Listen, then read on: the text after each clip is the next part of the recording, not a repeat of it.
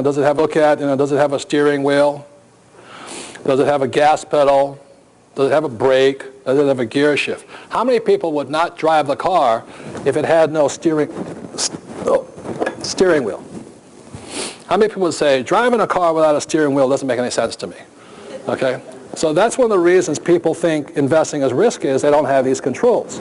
So the way you look at it is, here I come up to the car, I look it over, I climb in, if we can get into this thing. Ugh. So I'm driving down the road, in control, in control.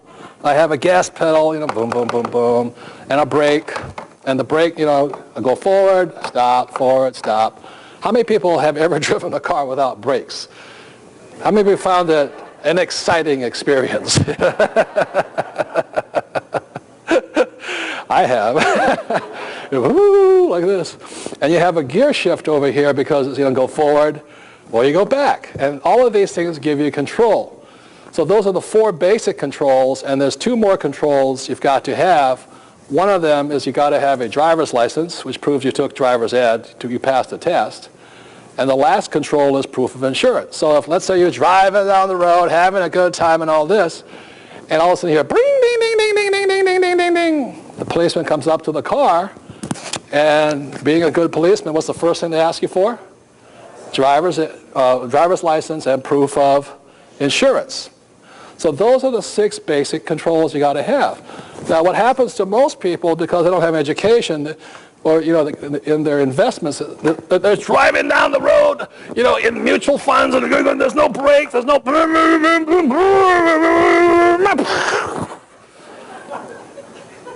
Because people in savings, stocks, bonds, mutual funds have absolutely no control. And that's why they think investing is risky. So you're driving down the road like this, going, whoa, whoa. And the worst thing about it is this, is your financial advisor. Do they have any control? No. You see, your financial advisor or the big company they work for, let's say it's XYZ Investment Banking Company, they have no control either. So they're telling you to diversify, to invest for the long term and all this, because they're driving down the road like this. And what it really looks like is this. Your financial advisor is this. Oh, I tell you what, I can't see the marketplace, but I tell you, stocks should go up, and the third quarter should be a little bit better. And this is what most financial advisors are telling you. Why? Because they have no control. And the reason they tell you to diversify is to protect them, because they have no control, and neither do you. Does that make sense, you guys here? And so as a professional investor, as a active investor, the number one thing is control. Got it? So let me see if I can get out of this wreck now. Jesus. Oh, my goodness. Oh. Yeah. I broke the car. Oh. When you have no control, what a professional investor is looking for, there's 6 things. 6 things in driving a car, 6 things as an investor. First is income. I want to control income. Second is expenses. 3, asset value. 4, liability. 5, financial education or the management. Do you realize, and 6 is insurance. Do you realize most people cannot call the mutual fund manager and say, I don't like what you're doing? Do you realize most people cannot call Bill Gates, the CEO of Microsoft, and say, I don't like the way you're managing their expenses of a company? What's this new jet? Why'd you hire that worthless CEO? Why don't you hire somebody else?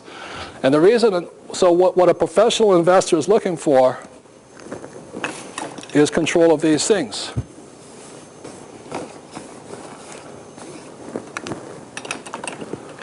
Number 1, income. 2, expenses. 3, asset value. 4, liability or debt. And you surround this whole thing is you want good financial education, or you want management, and you want insurance here. Those are the 6 basic controls as an investor. Let me give you an example. Let's say I buy a 2-bedroom, 2-bath house, and I want to increase its income. One thing I can do is I might be able to borrow a little bit of money, add a third bedroom and a second bath or a third bath onto it, and what that does is increase my cash flow. That's an example of improving or taking control of this thing. If I call Bill Gates, like I said, and I say, Bill, I don't like that new jet you bought, what's he going to say to me? So what? Or I call my financial mutual fund guy, the man, like a Peter Lynch or something like this. They're not going to take my phone call. They don't have to tell me any controls here. So these are the 6 controls an investor must have. And that's what makes the very, very low risk. One last point I'll bring up, and then I'll bring Kenny and Garrett up here about insurance and all this, is that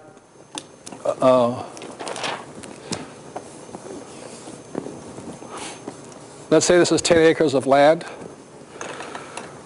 What the value of a property is when I look at this here depends upon who I am professionally. Let's say I'm a farmer. That's my profession. I look at that 10 acres of land, and what I'll say is that thing is only worth $10,000 an acre to me. But if I look at it the way Kenny looks at it as a real estate developer, that same 10 acres may be worth $1 million to me. And that's what I mean by control, is that by looking at it from different points of view, that's how I make my money. So that's the same way when I saw those 10 acres in Bisbee, Arizona, they wanted $100,000 for it. You know, I said, what's the thing worth?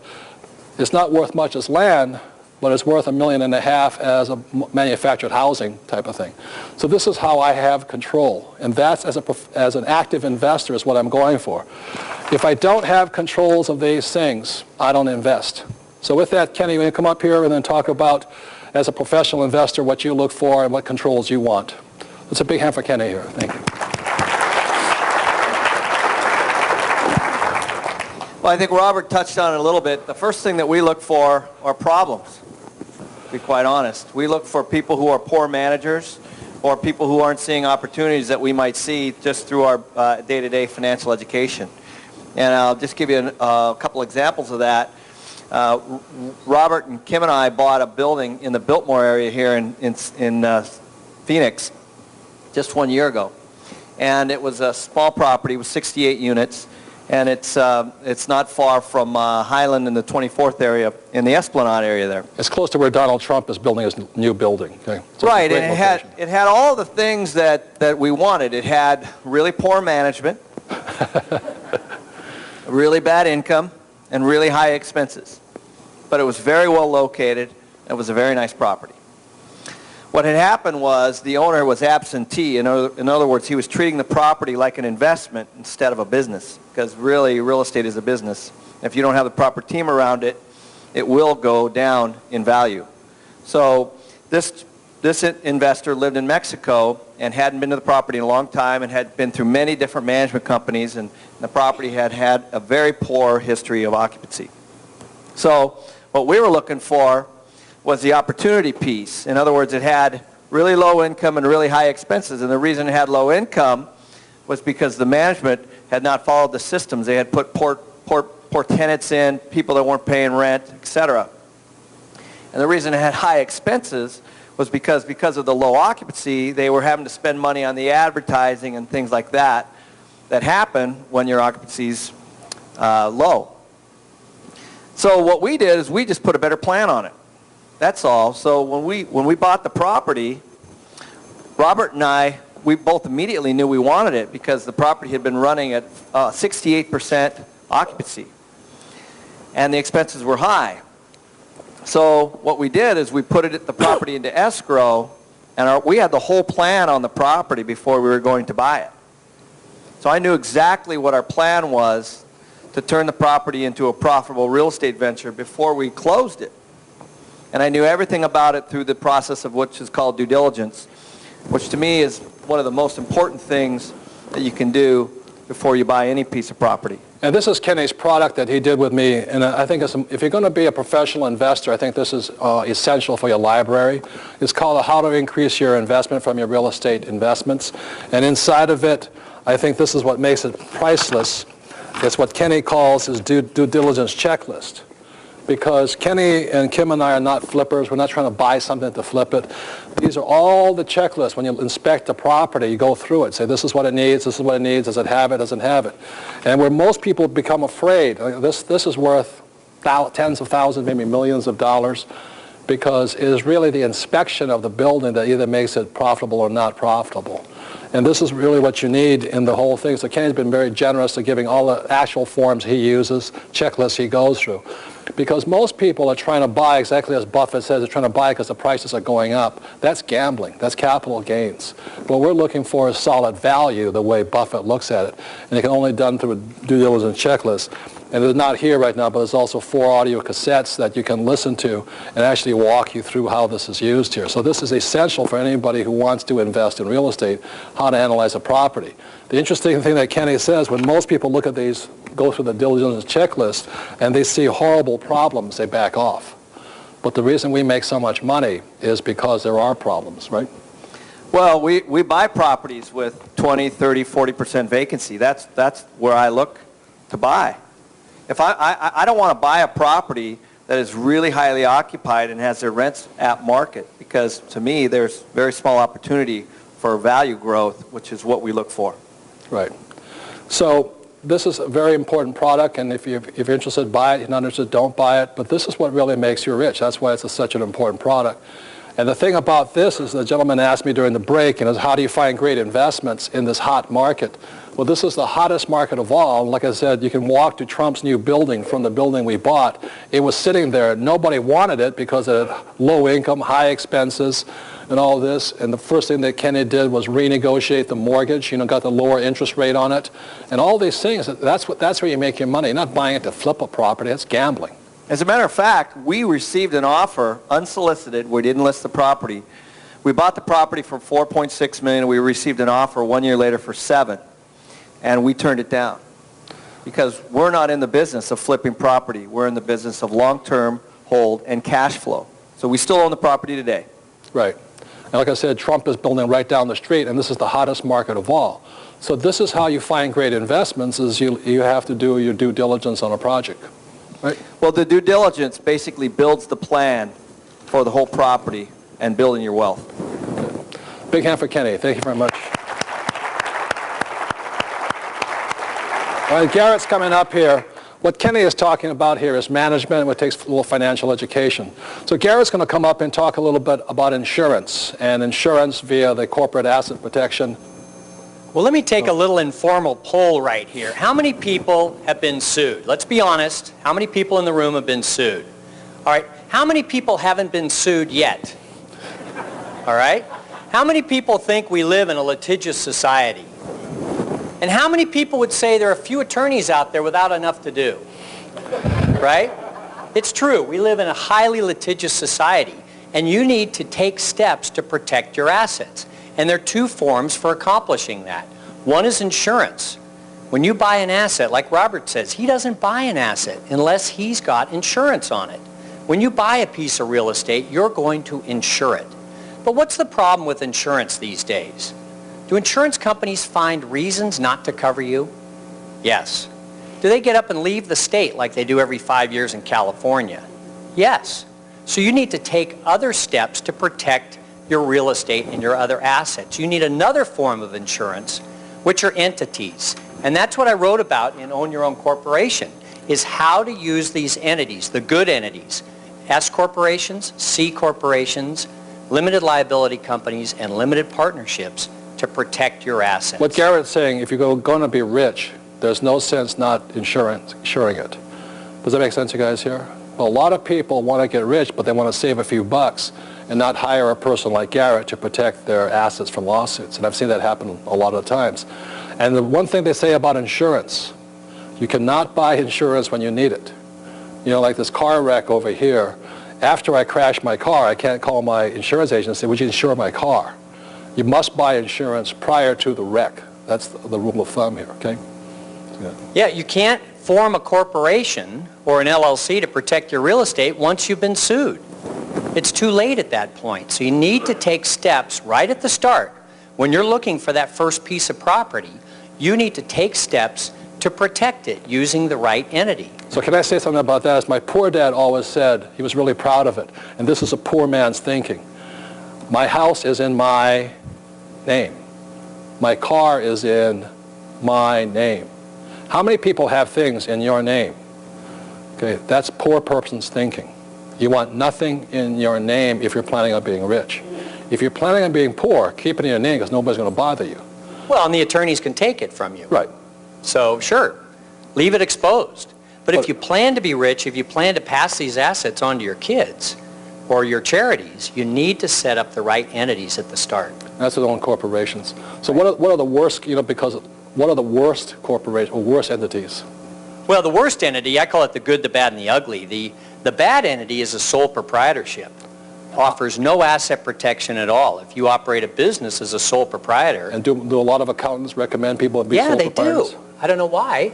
Well, they don't understand the nature of our legal system, whereby if you operate as a sole proprietor, you're completely exposed. And the reason accountants do that is because a lot of them aren't rich, and they're not planning on being rich either. They're basically workers. Well, a lot of accountants, with all due respect to Sharon Lechter, a lot of accountants will ask, how much money are you making in your business? And if you're only making $10,000 or $20,000, they'll say you don't need to incorporate. But that's the wrong question to ask. They need to ask, how much do you have to protect? You have a house, you have a bank account, you have other assets. You want to protect those assets from business claims that can come your way. If you operate as a sole proprietorship, all those assets are exposed. Okay. So the worst is a sole proprietorship. What's the second worst? Well, the worst is a general partnership, because that's liability times two. Not only in a general partnership are you responsible for your own mistakes, but you're responsible for your partner's mistakes. You may not have agreed to a contract. You may have been 1,000 miles away when that contract was signed. And yet, as a general partner, you are equally responsible for everything that happens in that general partnership business. Good. So how much does it cost me to employ you to write me well, first of all, why do you recommend Nevada and Wyoming? Well, Nevada and Wyoming have very favorable asset protection laws. The LLC laws in both states provide great asset protection for individuals. And it's explained in the book, but basically it's the charging order procedure that gives you a great deal of protection. As well, in Nevada and Wyoming, there's no state tax. They offer a great deal of privacy, and there's no information sharing with the IRS, which can be of benefit to some people. Right. There's no information sharing. You want to look me up, they won't tell you who owns the corporation. Right. Which is good. And then most people recommend Delaware. Why don't you recommend Delaware? Well, Delaware has some extra fees. You have to do some additional reporting, whereas Nevada and Wyoming, it's much more streamlined. There's less requirements with one of those types of corporations, Nevada and Delaware. Delaware is great for the Fortune 500 company that wants a body of corporate law, a well-established court system. But for the majority of people who are protecting their assets, they're going to use Nevada or Wyoming. And so how much does it cost to hire a great attorney like you to set up let's say an LLC for me? Well, Robert, that's one of the things that's interesting. This is not expensive. It is only $695 plus the state filing fees to set up a corporation anywhere in the U.S. So it's not expensive. If you go to an attorney and they say it's going to be $2,000 to $5,000 to set up an entity, shop elsewhere, because it's not expensive. You can do this and consider it like insurance. It's just a payment you'll make, a low annual payment to make to protect your assets. And the other question is this, is that you have to update it every year, or you have to have a meeting every year. How much does that cost to do that? Well, we charge a flat fee of $150 to prepare the minutes. You can do it yourself. The problem is a lot of people don't. So for $150 a year, your corporate books are kept in shape, and you're not going to have a problem with someone trying to pierce the corporate veil and go after your personal assets. So after this, let's say $700, it costs you $150 after that. That's really, really good insurance, because as Garrett says, you can't buy insurance after you're sued. And they can come and take everything you want after that. So my wife and I have multiple S and LLCs and Cs. You've done a good job. Yeah, they can hit one, they can't take it all, which is what we want. And without mentioning names, is the last thing, is there somebody peddling something that you think is really wacko? Well, there's a fellow out there that's peddling limited partnerships as the be-all, end-all, and he gives 100% guarantee of asset protection. And in all good conscience, you cannot make a 100% guarantee on this. Yes, you can protect yourself. Yes, you can be better off using a corporation or an LLC than by going it alone. But no one can give 100% asset protection guarantee. So, anyway, let's have a big hand for Garrett. I think Thank you. Thank you. And last but not least for this thing, I know it may sound like a lot to you, taking control. A lot of people say, well, I don't want to fix toilets. I don't want to do this. So you don't ever take control. On our investments, Kim and I do not fix toilets because these hands were not made for work, you know what I mean? So anyway, with that. So I want to bring up Kim, and she wants to speak to the women and how to start. And this is, all part of how you get started. And this is my sweetheart, Kim. Let's have a big hand for her, please. And I know she didn't marry me for my money because over 20 years ago when we met, I was flat broke because I lost another company and all this. And she was one of the few women with the beauty and the brains, but she had backbone to, to put up with all we went through to build our fortunes again. So I thank you for that. Thank you. Thank you, Robert. Robert and I just celebrated our 19th wedding anniversary. We've been together 22 years. And I did good, huh? I did good. we both did good. We both did good. But I've got to say, it definitely has not been boring. And actually, Robert talked about how much debt he was in. I didn't understand good debt or bad debt at that time, but we actually celebrated when we hit zero. We popped the champagne on that one. But Robert's talking a lot about control, and my concern is that there's so many women out there today that feel out of control when it comes to money and when it comes to their financial futures. And I am a huge proponent of women getting involved in the world of investing. And more importantly, my passion is really to encourage and educate women to take control of their financial lives and ultimately to become financially independent. Because there's a lot of women I see every day who are depending on somebody else, be it a man, be it a family, a company, or a government, to take care of them financially. And times have changed. Why don't you tell them the story of your mom and all that and why you were so adamant about it? Yeah, well, what drives me, what Robert's talking about, is there was an incident that happened when I was very young. And I was 14 years old, and I came home from school one day, and I walked in, and my mom and her best friend were in the dining room. And I kind of heard them talking, and I walked over there, and I could see that my mom's friend was really upset, and she was crying, and my mom kind of, signaled me to, just leave us alone. And so I went away, but I didn't go too far, and was listening to this conversation.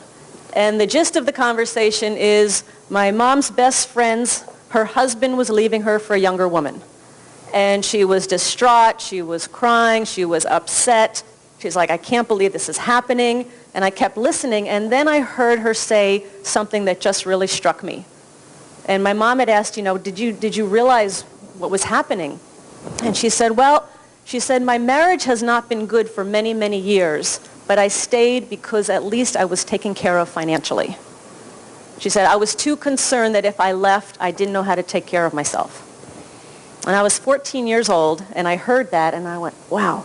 I'm like, here's this woman, she's in a terrible marriage, she's miserable, yet the only reason she stays is because financially she doesn't know how to take care of herself. So at 14, I made the decision I was never going to be dependent on somebody else for my financial future.